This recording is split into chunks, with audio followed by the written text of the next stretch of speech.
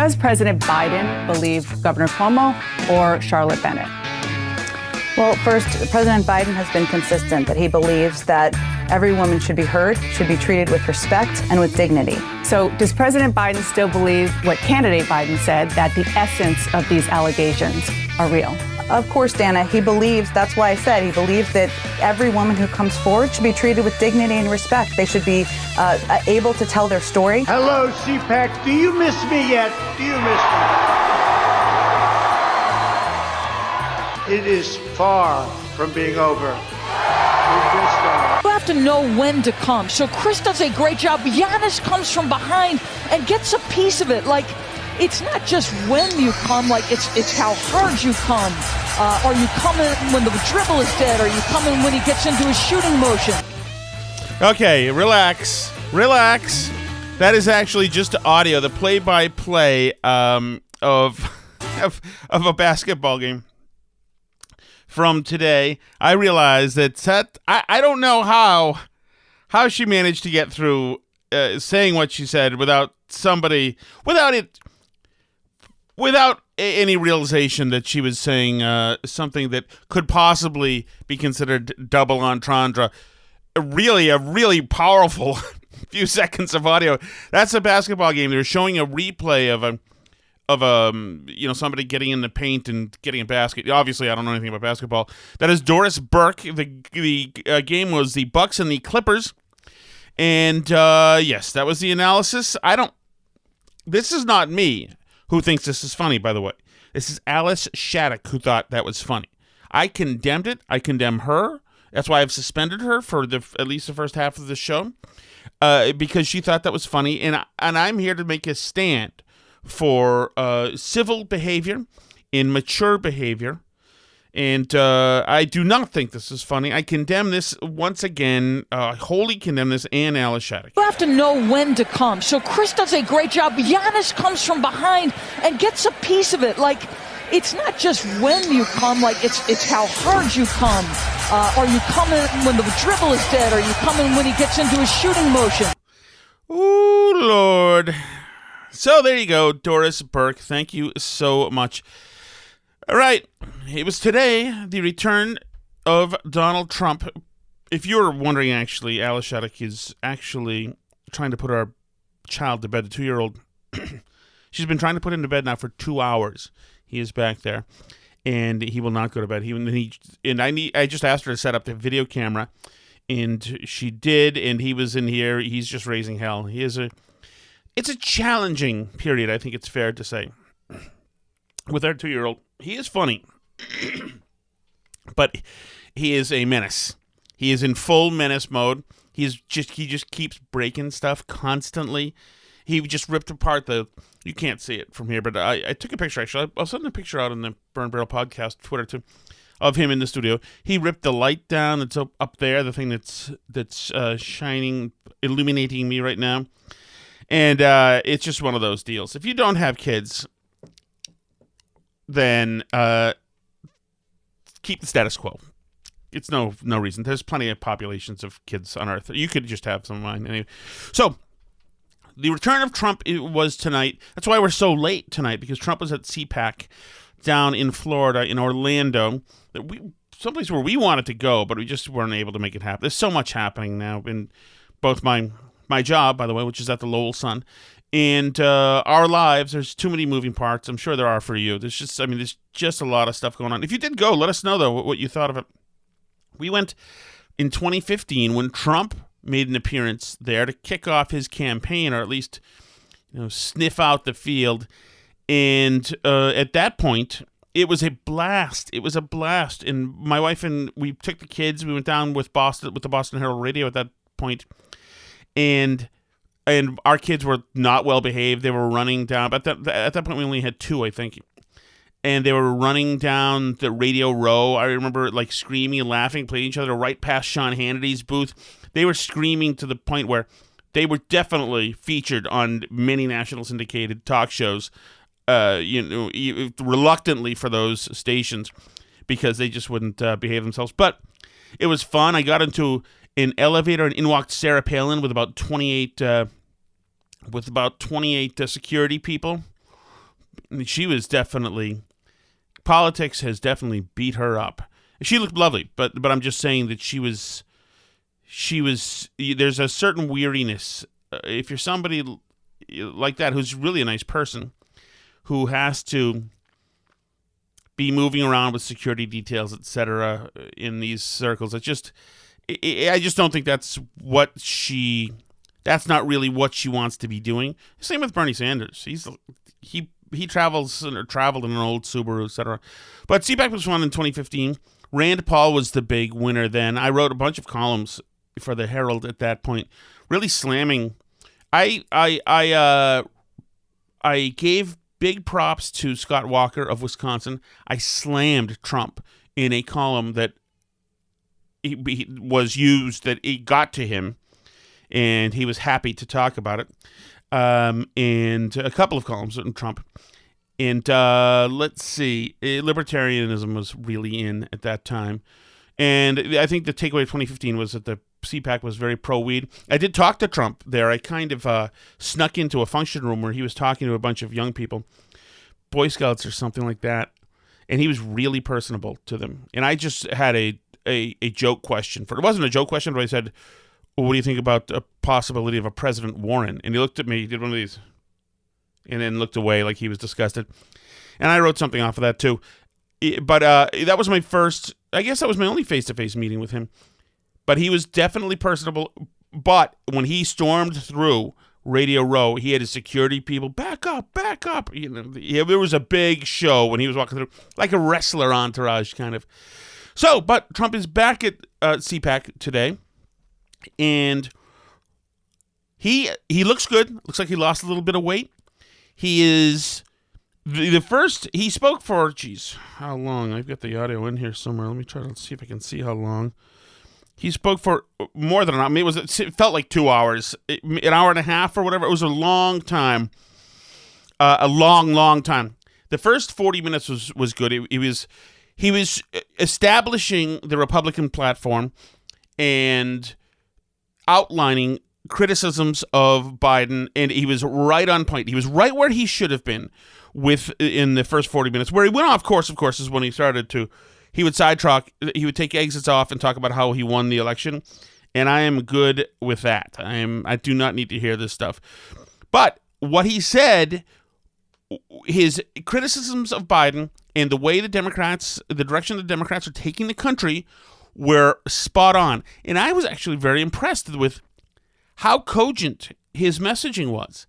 And maybe it's from watching Biden struggle a little bit on stage, but Trump, and that happens sometimes. Trump, after taking some time off, is much more cogent and on message. Certainly, he had a teleprompter. He did go off it a couple of times, but the even just the content of the speech was very sound. It was very conservative. A couple of points I think it diverted a little bit. With Trumpism, it's Trumpism. So he touted his tariffs, which I am not a huge fan of, and a couple of other things. But there's a reason why this guy got 75 million votes. And the people at CPAC were certainly thrilled to see him. Hello, CPAC. Do you miss me yet? Do you miss me? A lot of things going on. To so many wonderful friends, conservatives, and fellow citizens in this room and all across our country, I stand before you today to declare that the incredible journey we begun together, we went through a journey like nobody else. There's never been a journey like it. There's never been a journey so successful. We began it together 4 years ago, and it is far from being over. We've just started. So that's what they want to hear, that it's far from over. In what form will that take? Will he be a kingmaker? Will he be the standard bearer who can decide the path of Republican policy going forward? Or will he just be, and we know he certainly will be, will he be the big guns shooting at Democrats in the Biden administration? And we know that, and it's good to hear him do that. It's good to hear him go after Biden and make policy predictions, because Biden's going to fall into a lot of these sand traps. He already is. There's already problems. I've got some Jen Psaki a little bit later already. So the more Trump can make these predictions about the faultiness of the Biden administration, and the more they come true, the more it will reinvigorate the party. Now, I do not want him to be the guy in 2024. We've had Trump. That was good. The first 3 years were good. And we got some stuff done. It was a great way to blow up the media. Of course, they made a lot of money while he was blowing them up. But to expose them, it was a good way to show people, to let people marinate in the day-to-day of politics. I hope that some of them are continuing to do it under Biden so that they can see and contrast what was going on rather than just jump into the voyeurism of political junkyism in 2016 and not having any reference point, letting the media tell them how to feel.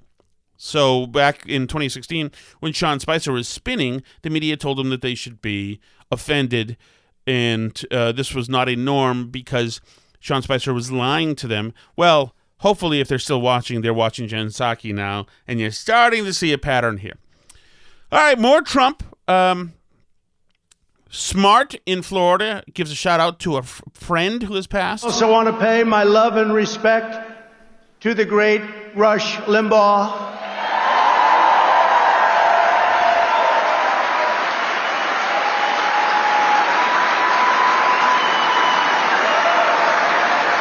Who is watching closely and smiling down on us. He's watching and he's loving it, and he loves Catherine. Catherine, thank you for being here. So great. Thank you, Catherine.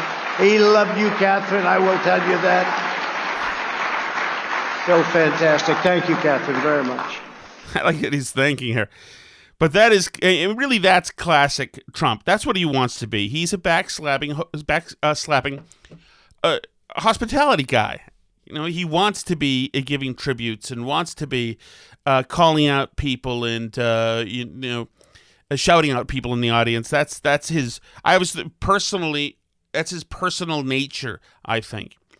Let's see. He lays out what the landscape should look like for Republicans for the next 4 years as far as priorities go. For the next 4 years, the brave Republicans in this room will be at the heart of the effort to oppose the radical Democrats, the fake news media, and their toxic cancel culture. Something new to our ears, cancel culture. And I want you to know that I'm going to continue to fight right by your side. We will do what we've done right from the beginning, which is to win. That is great. Owning. The GOP needs to own. The Republican Party needs to own this idea of cancel culture, the idea of stifling speech that they don't agree with, the idea of ending careers and bullying and pushing businesses around because they don't believe in the messaging or what the businesses embrace culturally or politically. Cancel culture is important. It's also a way to grow the party because a lot of people being canceled are not just Republicans or conservatives. There are a lot of liberals being canceled. Look at how the growth of Substack is really an indication of many of these liberal voices who have been jettisoned or have taken the emergency pod and flown right out of the mothership of whatever liberal organization they have to strike out on their own because they're sick of being bullied in newsrooms, sick of being bullied by colleagues and staffers or editors. They've had enough. So cancel culture, if the GOP can be the party against cancel culture, that is a good thing. That is a good thing. These are stories we should keep on telling, the canceling stories, and it's something that has not subsided. It's not going to subside. This is a battle of ideas. And the ultra-progressives and socialist Democrats and Marxists or whatever they are, they do not want speech allowed that they disagree with. They do not want diversity of speech. They will suggest that diverse speech, your speech, my speech, is dangerous and is violence. You can't have violence. That should be made illegal. And if it's not made illegal through legislation, they will make it culturally illegal through intimidation of businesses and private citizens. And it's happening. This is the whole really genesis of the dark web. What is it called? Is it the IDW, Independent Dark Web? What does I stand for? Independent. I forgot what I stood for. The whole genesis of that dark web is really, this is a flotsam of folks who have been cast out of traditional platforms because of speaking their mind, the truth, intellectually honest things. And so that is very good. Cancel culture, GOP. We like that. Keep that right now. He made some news. If you thought that you were going to have to switch party affiliations, you probably are not. We're not starting new parties. You know, they kept saying, he's going to start a brand new party. We have the Republican Party. It's going to unite and be stronger than ever before. I am not starting a new party. That was fake news. Fake news, no. Wouldn't that be brilliant? Let's start a new party and let's divide our vote so that you can never win. No, we're not interested in that. He gets it, and he gets that half of his job is going to be to convince you that Biden doesn't get it. We all knew that the Biden administration was going to be bad, but none of us even imagined just how bad they would be and how far left they would go. He never talked about this. We would have those wonderful debates. He would never talk about this. We didn't know what the hell he was talking about, actually.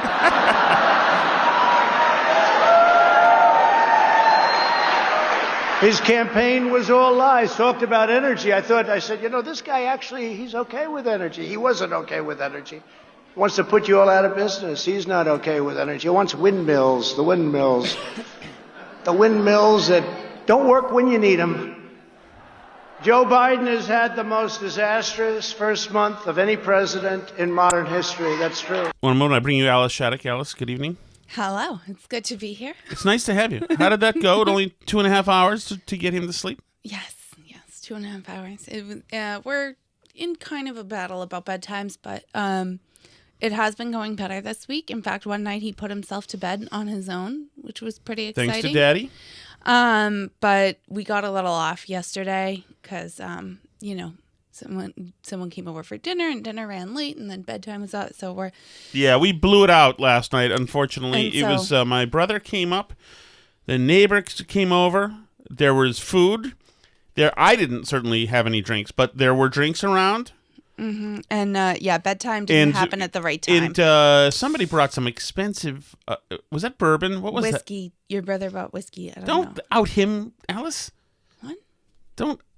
No, your brother brought whiskey. Some expensive whiskey, and it didn't last very long. I can just say it. All right, so. And we bad news, unfortunately. We missed our friend Toast for Friday night because we're not allowed to say, I assume. Don't say. No, she said we could say. She did? Okay, go ahead. She said we could say my sister was supposed to babysit, but she got a sort of a headache and a sore throat Thursday night. So she was supposed to babysit Friday night. So Friday morning, she went and took a rapid COVID test, and it was positive. Hooray! So she has COVID, and she couldn't babysit. Probably the fashionable new New York strain.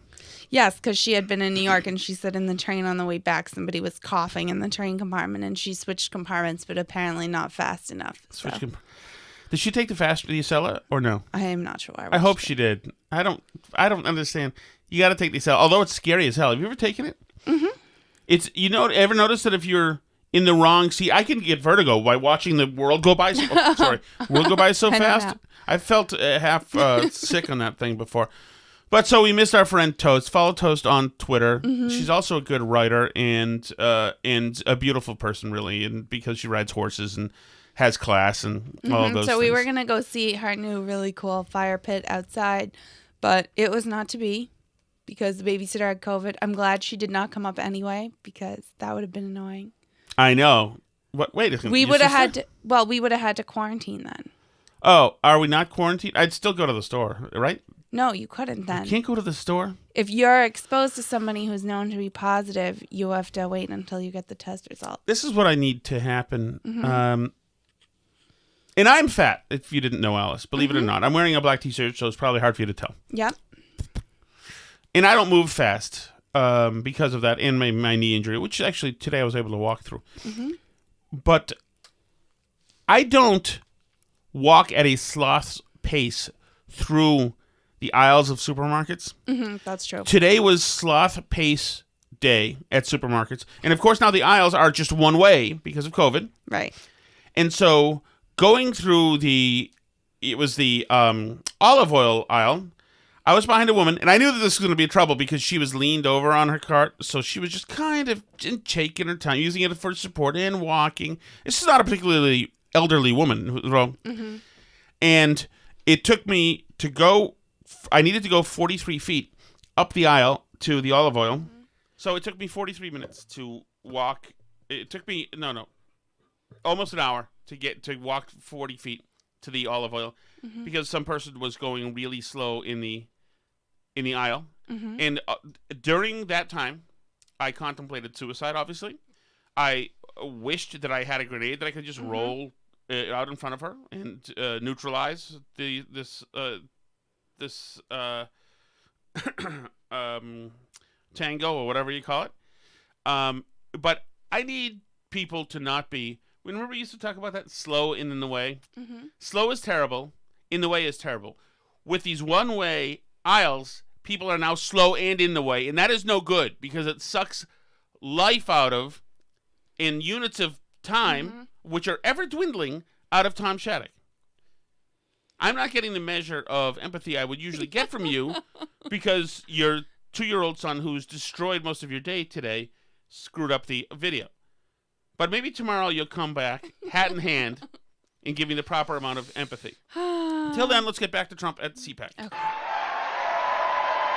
Already the Biden administration has proven that they are anti-jobs, anti-family, anti-borders, anti-energy, anti-women, and anti-science. In just one short month, we have gone from America first to America last. You think about it, right? America last. All good messaging, GOP, and all true. Keep it up. And remember, Trump also didn't forget what got him here. By recklessly eliminating our border, security measures, controls, all of the things that we put into place, Joe Biden has triggered a massive flood of illegal immigration into our country, the likes of which we have never seen before. They're coming up by the tens of thousands.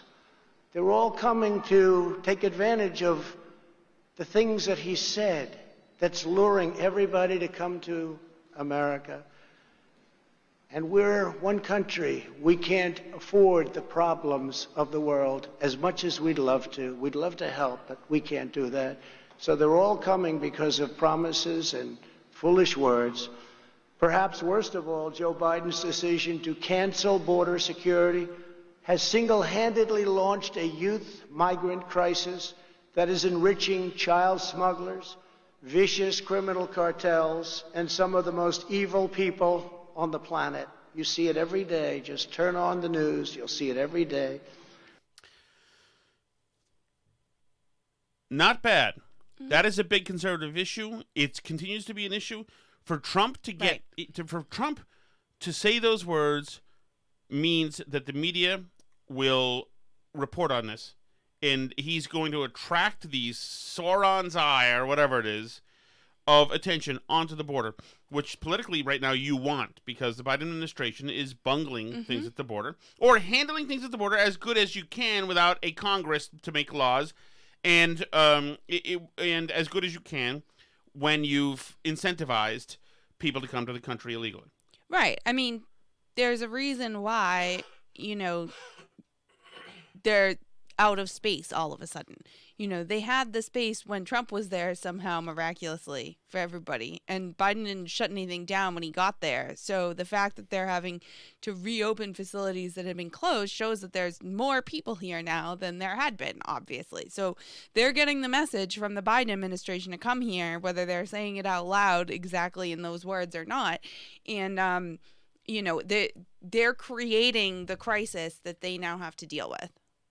And Trump's absolutely right about that. He should absolutely continue on that. It's the same thing like with during the Obama administration, there was like the big Syrian refugee crisis too. A crisis that he created with his foreign policy. And then it became a thing, well, like America has to take in all the Syrian refugees. Where did the Syrian refugee problem go under Trump? It stopped because Trump's foreign policy didn't involve making a bunch of Syrian refugees, you know? So that's the difference. When your policy creates the problem and now, you know, people don't like your suggested solution in the problem at the border, for example, or with the refugee crisis, which always seems to end up being America just has to take in everybody, no questions asked 100% of the time with zero, you know, background checks or anything, then that's when you lose people because you created the problem and your only proposed solution is untenable for normal people, you know. And it's wholly cynical politics. Mm-hmm. And you've created the problem, and there are these little kids now who live in containers, right? You know, and but it's all just to win the election, which is where our politics are right now. So I don't want to hear that Trump, you know, destroying norms is a bad thing. The norms are a bad thing. Right. The norms of our politics are disgusting. Under the new administration, catch and release has been restored. Can you imagine? We work so hard. Catch, you know what that is. You catch them. You take their name. They may be killers. They may be rapists. They may be drug smugglers. You take their name and you release them into our country. We did the opposite. We not only didn't release them, we had them brought back to their country. Illegal immigrants are now being apprehended and released along the entire southern border, just the opposite of what it was 2 months ago. They weren't coming because they couldn't get in. Once they think they can get in, they're coming, and they are coming at levels that you haven't even seen yet. By the hundreds of thousands, by the millions, they'll be coming. They're coming, Alice. They're coming. Also, good and he is point. right about that. Yeah, the more Biden promises amnesty and immigration reform and benefits and they try and push free health care and everything else, the more people are going to come. Because that was the thing in 2014 with Obama, too, is that people felt he was going to do amnesty before he left office. And you know, people just brought all these kids. And it's not an appropriate way to run an immigration system. I can't think of any other country in the world that operates remotely that way. I remember it was kind of funny when Trump first took office and there were all these people talking about moving to Canada. And when they were talking about moving to Canada, they were discovering that, like, it's actually really hard to immigrate to Canada.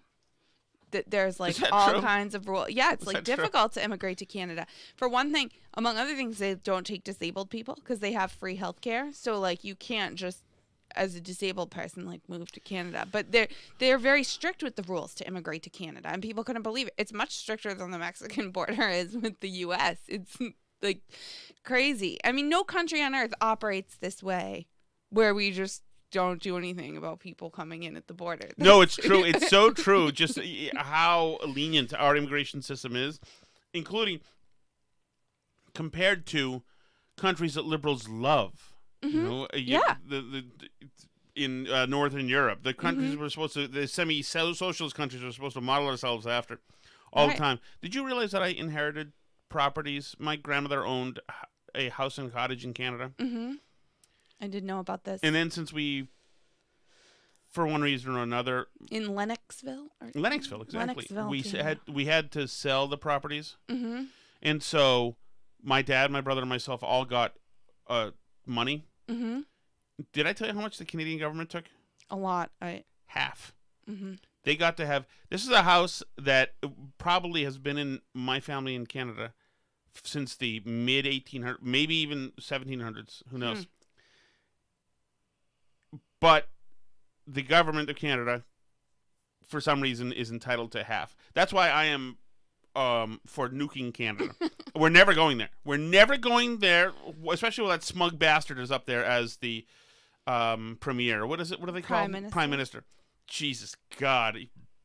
I don't. You know what? It's fine. It's fine. Here we go. I do like Trump took a moment out, like 11 seconds, just to like punch Fauci in the head. First, Fauci said, "You don't need masks. No masks, no good. No. Then all of a sudden he wanted. Now he wants double masks." And of course, he had to go where where the results would be that the media could hyperventilate again. This alone should be reason enough for Democrats to suffer withering losses in the midterms and to lose the White House decisively 4 years from now.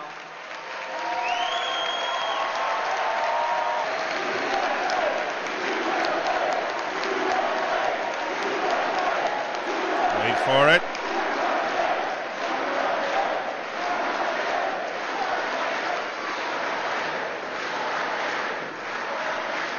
Actually, as you know, they just lost the White House, but it's one of those things. There you go. But who knows? Who knows? I may even decide to beat them for a third time, okay? For a third time. Capitol riots or no, he is staying on message.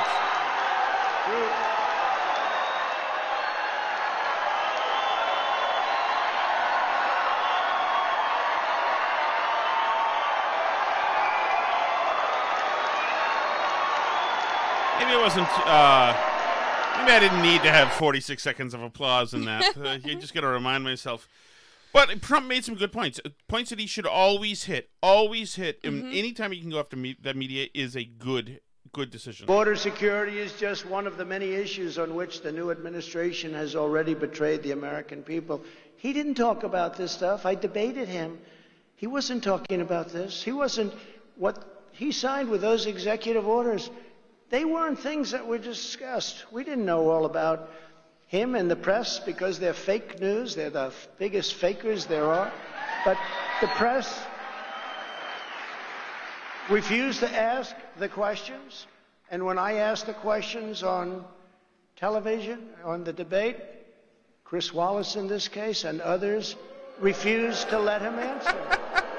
They refused to let him answer the questions. Maybe we could have found something, or if the media did its job, which they don't. Their callous indifference to working families is equally clear when it comes to the critical matter of getting America's children back to school. Don't you love it? You know, obviously this is a Stephen Miller speech. Most probably when part of the speech as he goes through it, he gets interested in. You know, I don't know if he's read this one before, but he's like, oh, here we go, back to schools. Yes. And they must get back and get back right now. Right now. Crazy. Now that is precisely where he and every Democrat right now, a Republican right now, if you're a Republican or an independent and you're thinking of running for office, this is where you should be right now. Right. The Democrats sold out your kids. We cannot pledge our fealty to unions when our kids' lives are at stake here. Right. That needs to be the one issue you run on, starting right now, before you pull papers, as my wife loves to say. Before you pull papers. She does, because she's into local politics. Local politics remember is great. that. Everybody should be into local politics. It's all about, I agree. It's all about the schools. That's it. And kids. In schools and kids and schools and kids. And we've seen now what's going on here. Huge payouts from Democrats to the unions. And your kids are getting screwed and are used as part of this extortion. And it's disgusting. The Biden administration is actually bragging about the classroom education they are providing to migrant children on the border, while at the same time millions of American children are having their futures destroyed by Joe Biden's anti-science school closures. Think of it. We're educating students on the border, but our own people, the children of our citizens themselves, are not getting the education that they deserve. There's no reason whatsoever why the vast majority of young Americans should not be back in school immediately. Amen. The only Yes. reason that most parents do not have that choice is because Joe Biden sold out America's children to the teachers' unions.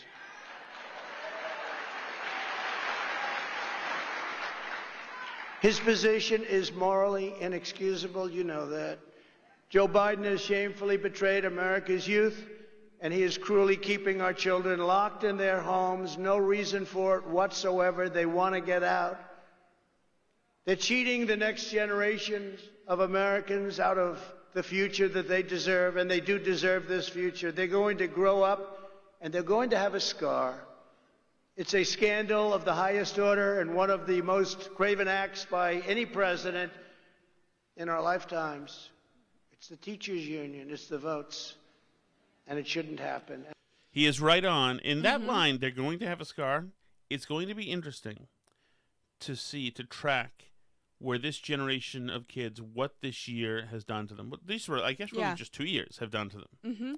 And it's going to be interesting because, I mean, I think sometimes people forget how much the goalposts have moved, particularly on the schools issue. And I think I mentioned this on our last show, but our daughter said to me the other night as I was like doing bedtime and whatever, and she was like, I'm never going to believe them again. I'm never going to believe them again. They say they're going to go back to school. I'm never going to believe it because they said 2 weeks and then they said another 2 weeks and then they said the end of the year. Our daughter said this was just one of those lies on Twitter. No, this is not. This is not. She said, I'm never going to believe them. How come they said it was 2 weeks and they just lied and lied and lied and they said it was going to be this 2 weeks. And at first I was so excited because it was vacation and it was so fun. And now it's just never going to stop. They're just going to keep lying forever. And, it was like one of those things where she was getting kind of hysterical about it and being like, they just lie and lie and lie and I can't, and they're never going to go back. And, it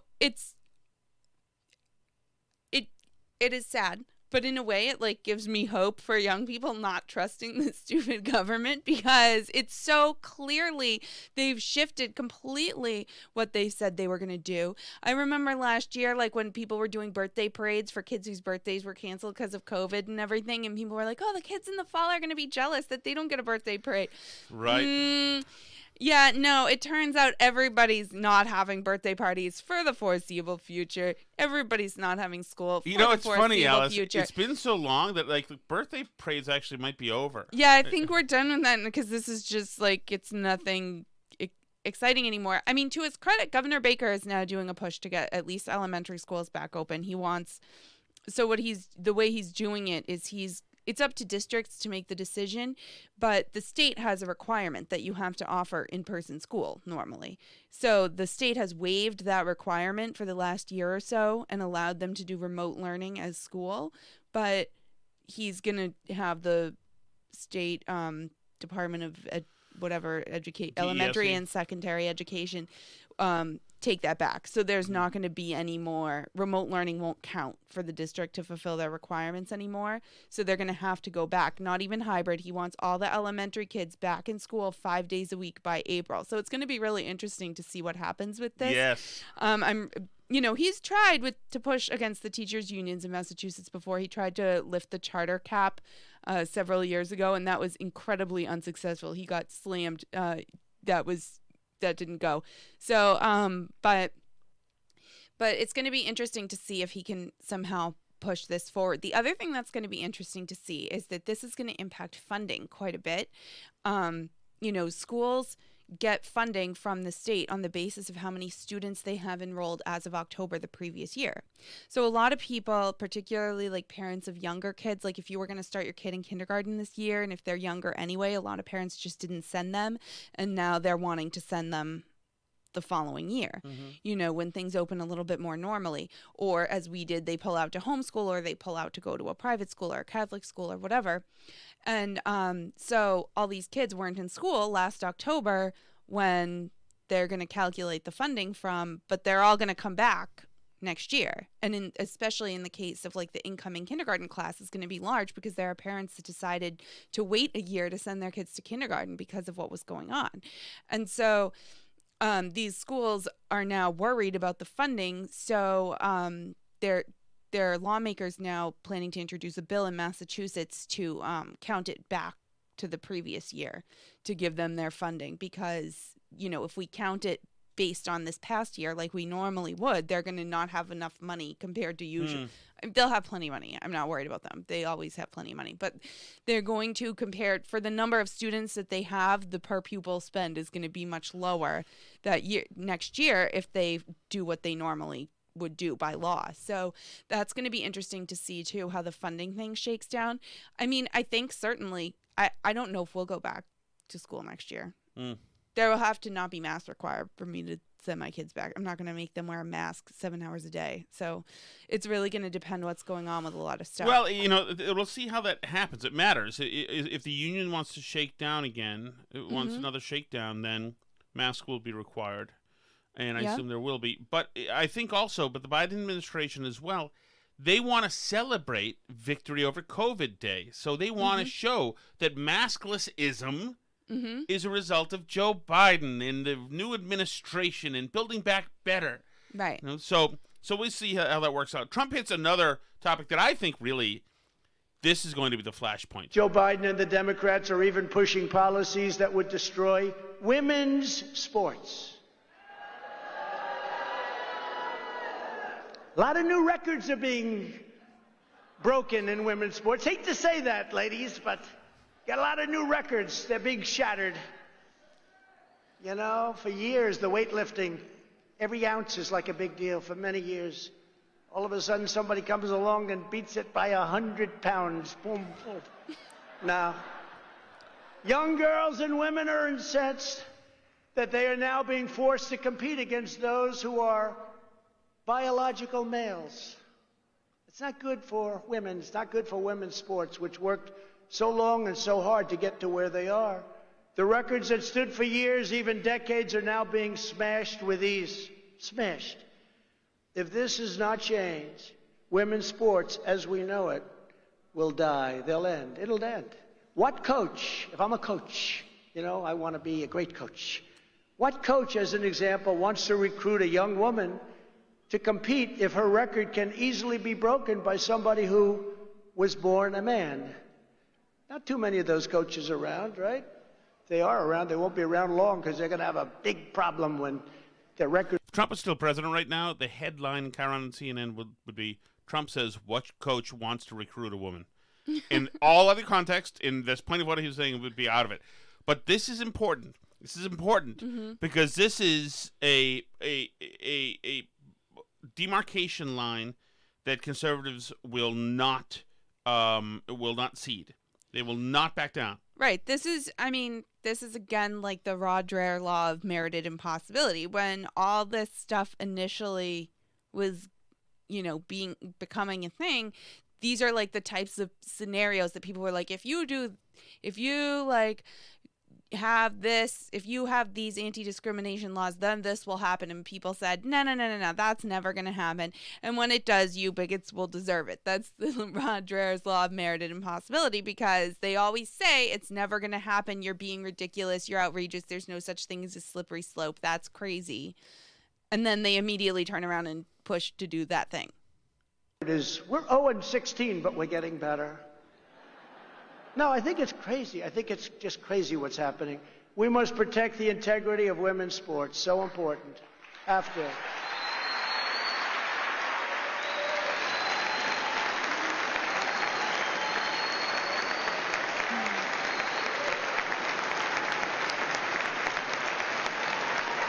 Another time I could have cut the applause. We get it. Okay, we're protecting women's sports. Now, we've got more Trump stuff. We'll just do some of it tomorrow. I do want to there is somebody, Andrew Cuomo, a second accuser, has come forward Yes. with Andrew I Cuomo. hear this. Mm-hmm. And, of course, it's... Guy, man. Of course, the administration is going to be asked about this stuff. And so, guess who makes an appearance on CNN? As for the way she likes to use one pet expression. Circle back, Jen Psaki, circle back.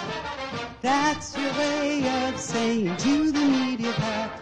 If a fact's in doubt, you'll go find things out and give more details when you circle back. You're no hack, Jen Psaki, you're no hack. All right, the great Jen Psaki appears on CNN with Dana Bash to talk about the Cuomo thing. I mean, this is very important stuff. This is another accuser.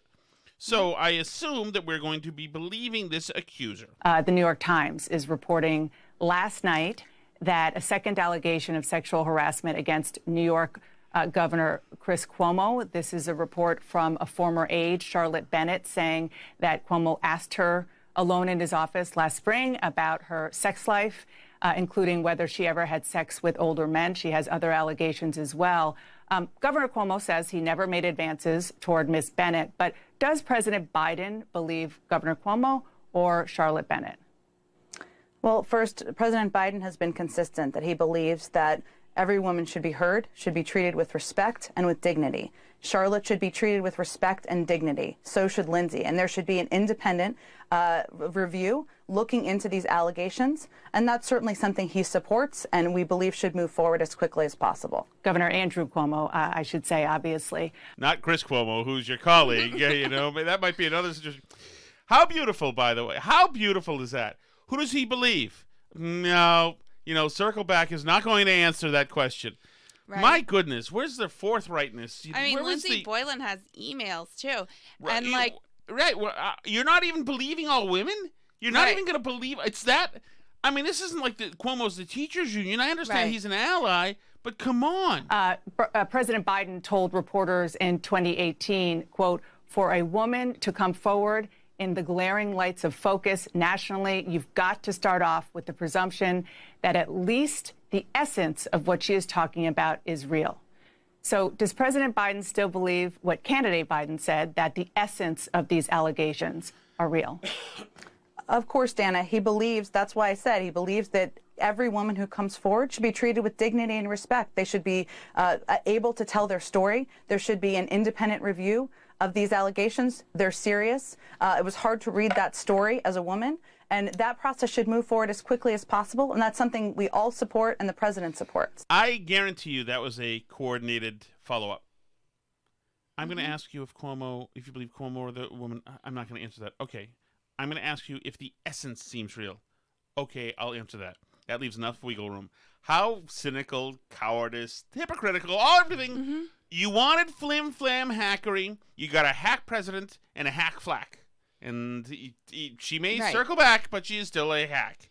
And and in the meantime, CNN absolutely believed every single person that Michael Avenatti brought them who was, who there was never any proof they had ever met Kavanaugh in their lives, and they turned Michael Avenatti into a star because they believed all women so much. But now, not so much. No, that's not happening. All right, I want to tell you something else. Mm-hmm. I love you. Yes, I love you too. And I think you're a really nice person. Are you about to say something mean to me? No. Why would I say something mean to you? Because a lot of times you're like, I love you. Is this the Tom Dumpster episode? Where would I go?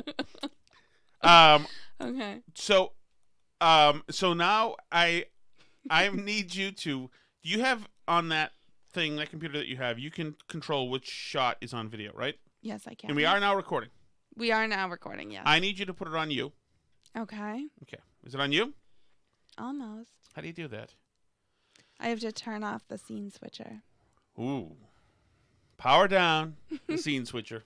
Okay. The camera is on me. Okay. You look lovely today, by the way. Thank you. New look again. Thank you. I have a piece of audio here. I want to play it for you, Alice. And I need you to I want your reaction. And I also want to get, because you weren't here for the first few minutes. Right. I also want to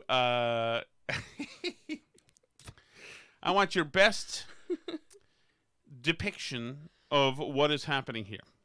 Okay? No, I'm not promising that. Let me tell you know. something. This just occurred to me a few minutes ago that this needs to happen. Okay, here we go. I'm already uncomfortable. I'm going to play some audio. You tell me what's happening. Okay, Andrew Cuomo. Actually, it is. It is probably not okay. I am reporting this to Burn Barrel HR. Here, Alice. Ready? Here we go. You have to know when to come. So Chris does a great job. Giannis comes from behind and gets a piece of it. Like, it's not just when you come, like it's how hard you come. Are you coming when the dribble is dead? Are you coming when he gets into his shooting motion? Is this a basketball game? No, Alice. These happen to be two people in the middle of a romantic interlude. No. Why would you ask that? This is a basketball game. That is Doris Burks. This is the Bucks-Clippers game. Alice. You have to know when to come. So Chris does a great job. Giannis comes from behind and gets a piece of it. Like, it's not just when you come, like it's how hard you come. Are you coming when the dribble is dead? Are you coming when he gets into his shooting motion? That has to be intentional, right? I don't think so. How can it not be intentional? You know, there's probably, if she's doing play-by-play, there's probably the color guy who's going to do the analysis next to her. If that were me, I would have the stapler pushing staples into my wrist so that I could stifle my actual, emotion at what she's saying. And he's coming behind him now. It just gets worse and worse. I have no way. It's like, and you know what the thing is? The thing is, by the way, I'll be on WTSC tomorrow. I don't know if I can play that in the air on actual radio. Yeah, I don't know either. But this is the dirtiest, filthiest, bluest, vice squattiest it has to audio be on purpose. I have ever played that is not dirty. It is remarkable. It's like one of those parody songs where it's all the innuendos. You have to know when to come. So Chris does a great job. Giannis comes from behind and gets a piece of it. Like, it's not just when you come, like it's how hard you come. Are you coming when the dribble is dead? Are you coming when he gets into his shooting motion? Jesus! Every piece of that is filthy. Now, listen. But that's where I feel like it has to be intentional. No, it's not. Doris Burke is a real person. I don't know. Circle back, Doris Burke. Doris Burke is about to be a lot more famous than she ever thought. Doris Burke is an American sports announcer and analyst for NBA on ESPN, NBA, ABC. She's 55 years old. She's married to Greg Burke. She has kids. Maybe it's not intentional. She has kids, Matthew Burke and Sarah Burke. She went to Providence College and Manasquan High School. It's not on purpose. I guess it's not, but it's hard to imagine how else all those words could get put together in that particular order. Oh, before we go, there is actually just one other thing I did. You can now put it back on the flipper. The switcher. I did. There's one other thing I just want to play. This is Scott Gottlieb. He was on the thing with Dana. No, he was on Face the Nation, I think. And I just want you to listen to this. He was a former FDA guy. He's a guru for everybody. The people like him. They like Fauci more, but they like him because he's a big nerd about this stuff. Listen to this little brief bit of audio and tell me if it seems curious to you. If you look at post-July 1st, and the reason why I picked July 1st is because before July 1st, we really didn't know how to treat COVID. We were treating it literally with Pepsid and hydroxychloroquine. But after July 1st, we had the data from the UK study, the recovery trial, that told us that dexamethasone, the steroid, was very effective at cutting mortality. We started to use blood thinners on patients. We were intubating less aggressively. So practice of medicine dramatically improved after around that time period. Did you hear that drug he mentioned? Hydroxychloroquine? Yeah. Mm-hmm. They were using it before July 1. Mm-hmm. Can you imagine the fraud sham campaign there was to tell us that was incredibly absurd thinking, dangerous absurd thinking, that was not that was not a thing? Yeah. Holy God, man, you gotta trust nobody. It used to be, cut the cards, but what was it? cut the cards, but wait. I don't know. No, Reagan used to say, trust your enemy, but cut the Trust cards. but verify. That's all. I You know. know, like trust your enemy, but cut the cards or something. I don't know that. You can't even do that now. Mm-hmm. It is complete and total persuasion propaganda now. You know, everything they say is suspect from Yes. the start. It just couldn't be. And they said for a fact that Trump killed the guy with fish, whatever. Yeah. Oh, yeah. And Trump said to inject bleach, Right. which is made up. All and Trump blatant bull said, bleep. And Trump said white nationalists were fine people. That's also just made up. It's just like they tell these total lies and then they turn into a thing, you know, and then they wonder why people don't care that, you know, Trump isn't entirely truthful about everything all the time and sometimes exaggerates and makes stuff up or whatever and tells things to his own horn, you know, like who cares? Because they lie constantly. So people just don't really care. Like they know that they can't really trust everything that Trump says is gospel, but they also know that they can't trust anything that CNN says at all. So it doesn't bother people anymore because they're so inured to it. They just don't buy anything that anyone tells them. There's a great piece of audio that I meant to get. I just been too busy. Of Matt Taibbi was on with the guys from the Fifth Column, and just talked about how until the 60s, essentially, in 70s, that the journalism was kind of a trade. Mm-hmm. It was a trade job. It was a blue collar job that you would do. Right. And it would be something that you could easily, you know, it's not really a desk job, really, being a reporter. Mm-hmm. And it was not a college job, really. Mm-hmm. And after Woodward and Bernstein, etc., then all the Columbia kids and all the, you know, Ivy Leaguers wanted to be journalists, and obviously their circles where they run are always going to be liberal. These are liberal elites and coasts, etc., etc., and they don't even. Some of them don't even think they're liberals. They just think they're like everybody else they know. Mm-hmm. And so it was perfectly appropriate to be an activist against Trump, because everybody they knew that this was not a administration that was legitimate, and everybody they knew that this was a madman there, and they have to do whatever they can. These are emergency situations, whatever they can to destroy him and get him out of office, and that's what they did. This was simply a 4-year, you can call it a soft coup or a 4-year impeachment or whatever you want to call it. Mm-hmm. And that's why. Now we can start to see, if you look, and I mean, I wasn't starting to see. I was noticing a lot of the stuff real time, just because of my job. But the damage that was done was remarkable, and awful. And we're going to be feeling that as well. Mm-hmm. Thankfully, I do think that they have stepped on a rake here because people are still paying attention somewhat. And I hope they are, but it's just that kind of thing. Right. Hydrochloroquine or whatever. Well, yeah. I mean, you live in it. You know, people always say the bubble, right? Of, you know, you're in a bubble of people who all think one way, and it's really true. And it's really, it's not just the college thing, but it's also how our education system is now, that we don't want to expose kids to any different ideas. There's one line, and that's what we expose. And I think personally that's a big motivation behind like the banning of books and everything too, is you don't want to expose children to people who think differently from them, you know, because, you know, it turns out that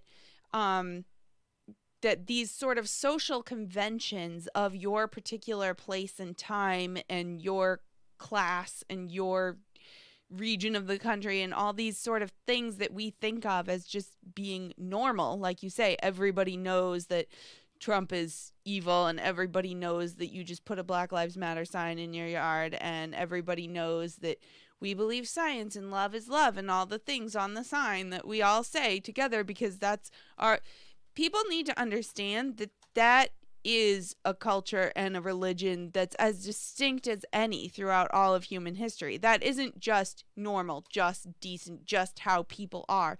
But if you only expose kids to works of literature and newspapers and everything else that espouses those ideas, if everyone on the TV news espouses those ideas and everyone in the town that your kids grow up in espouses those ideas and believes that they're just normalcy, that's just reality, that's just how people are, then they never realize that their particular ideas are particular to them and aren't necessarily universal to all of humanity throughout human history.